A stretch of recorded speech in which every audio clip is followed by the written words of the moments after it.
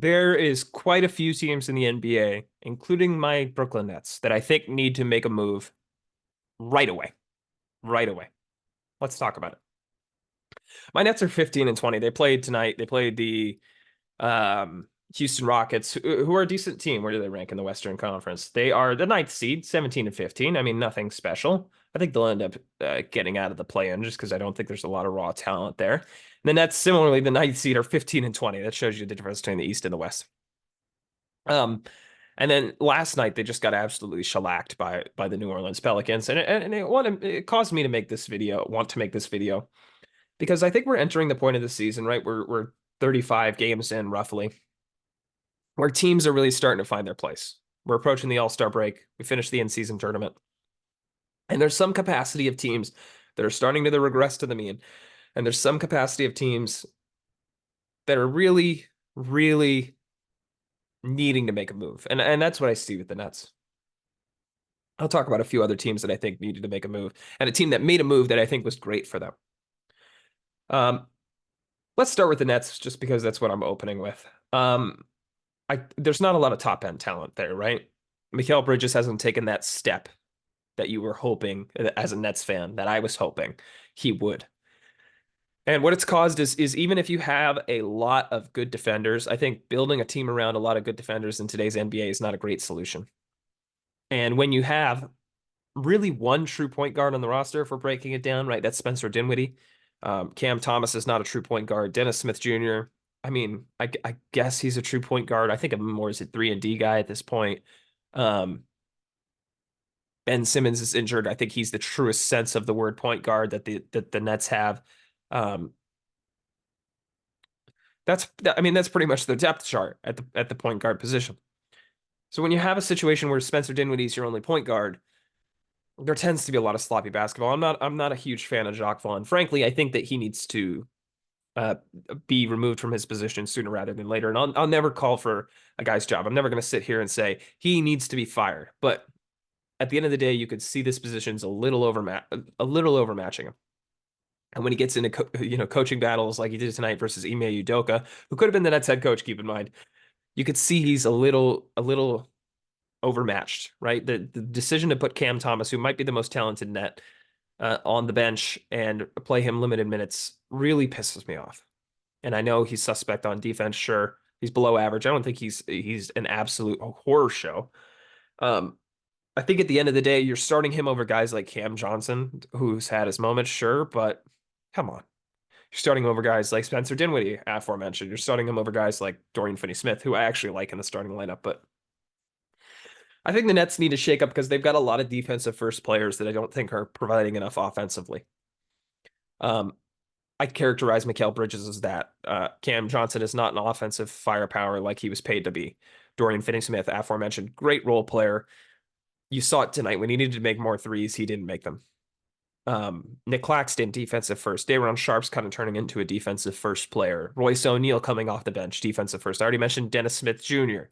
Ben Simmons isn't playing, but defensive first guy. I think it's a little tough, and the offense is disjointed, and I could see a need to make a move. And for the Nets, I kind of wish they would tear down a little bit. I kind of wish they would trade pieces out like Royce O'Neal and Spencer Dinwiddie for picks. Doesn't look like they're going to do that.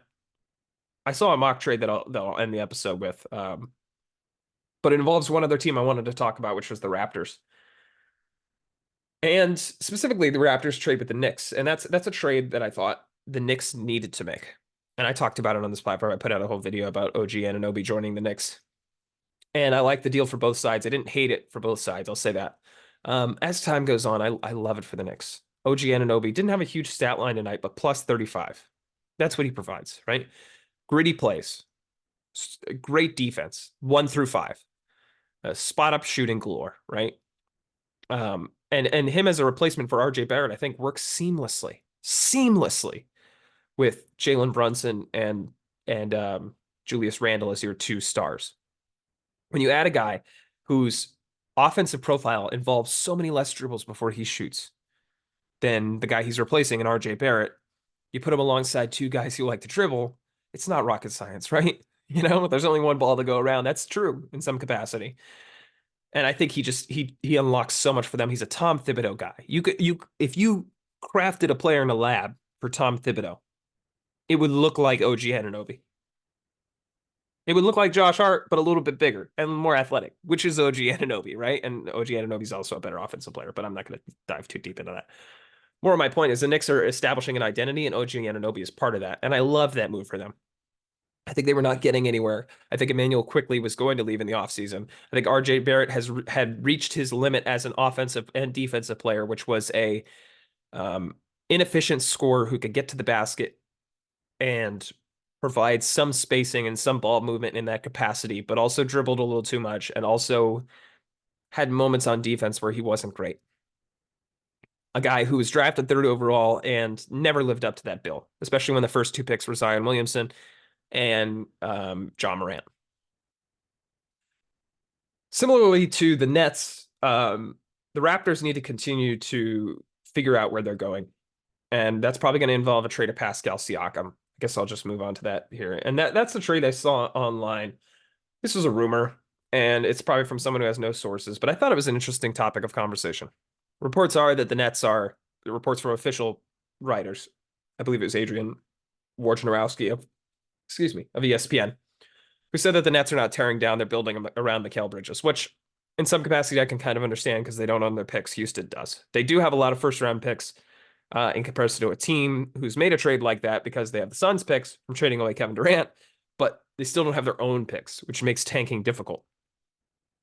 So if you're going to build around Mikal Bridges, I think you need a guard, first of all, a better guard than Cam Thomas, and maybe that involves moving on from Cam Thomas.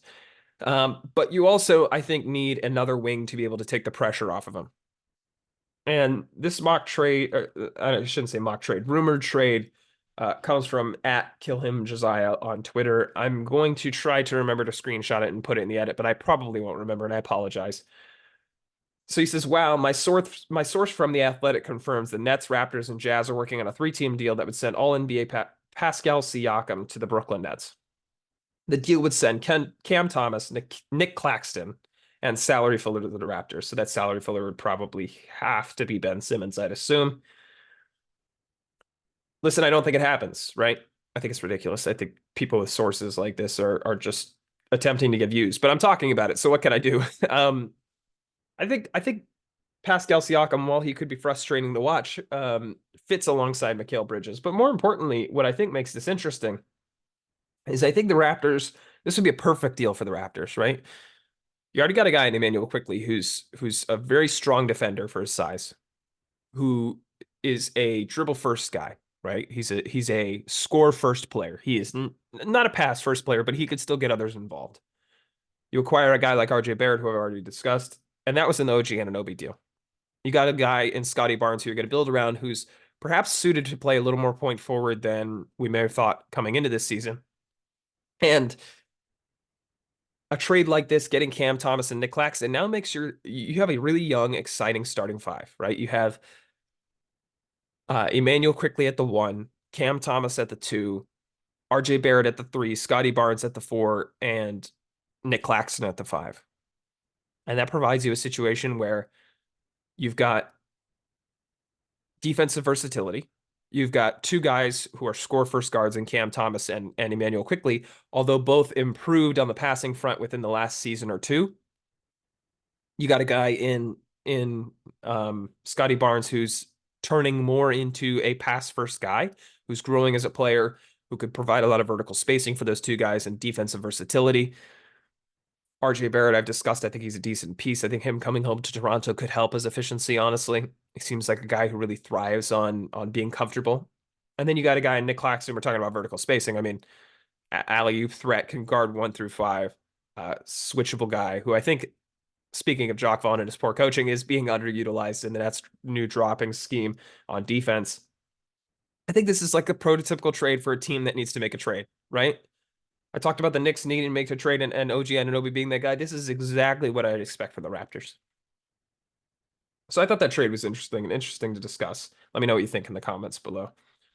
So a few other teams that I think need to make a trade that are not too exciting. I mean, I think the Magic need to add at least one 3-point shooter.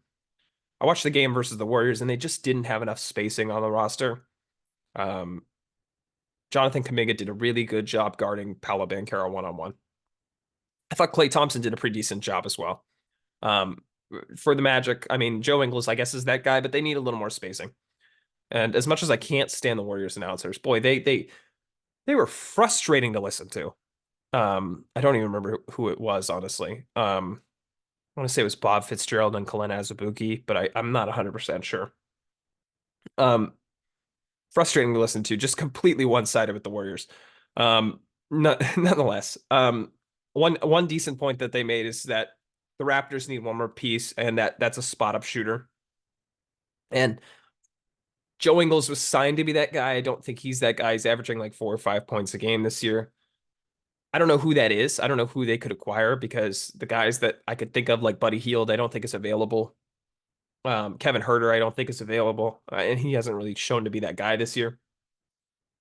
I would love a guy like Alex Caruso from the Bulls, and if we're talking about teams that need to make a trade, the Bulls needed to make a trade like 2 years ago, right? I'm not bringing them up in this video because I think it's obvious they need to make a trade. Zach LaVine and DeMar DeRozan need to not be there anymore. But if they're moving on from Alex Caruso, who I don't think is a piece of the future, I think the pieces of the future that are clearly on the roster are Kobe White and Patrick Williams. Anyone past that, Ayo Dosunmu, I guess. Anyone past that, I'm completely fine with moving on from. You trade a guy like Alex Caruso to the Magic. I know he's not like an elite 3-point shooter, but a guy who can provide them defense, that grit, that versatility rather, and the ability to knock down threes, I think, at a decent rate. I like that a lot for them. I don't know where else that would come in the rest of the spectrum of the NBA. Because a lot of the teams that are struggling a little bit are not tearing down, right? The Grizzlies at the 13th seed, they're not tearing down. Spurs at the 15th seed, I don't think they're tearing down. Warriors at the 11th, they're definitely not tearing down. And then in the East, the Hornets, I don't think they have much to offer. The Raptors, they don't have anything that fills that hole. Talked about the Bulls. I don't think the Hawks are tearing down.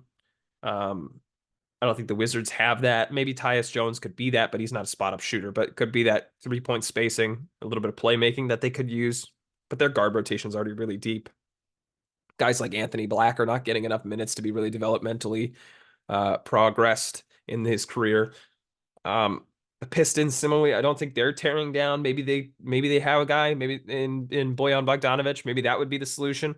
I don't know what they're asking for him though, and I don't know if the Magic pay that price.